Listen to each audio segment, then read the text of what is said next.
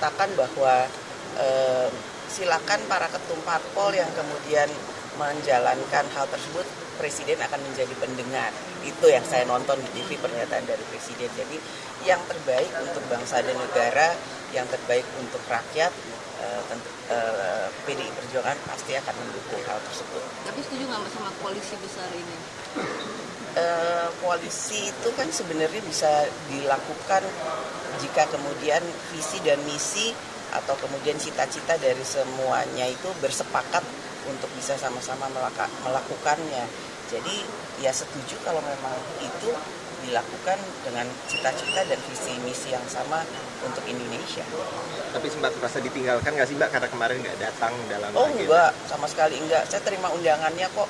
Hanya kebetulan berhalangan hadir. Begitu juga Ibu Ketua Umum karena pada hari itu berhalangan hadir, jadi belum bisa hadir. Jadi bukannya tidak diundang dan bukannya tidak mau hadir, namun berhalangan hadir pada waktu itu. Jadi insya Allah pada kesempatan yang lain PDI Perjuangan akan hadir.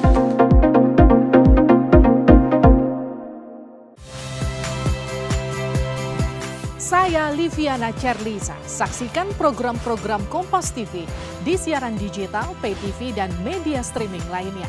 Kompas TV, independen, terpercaya.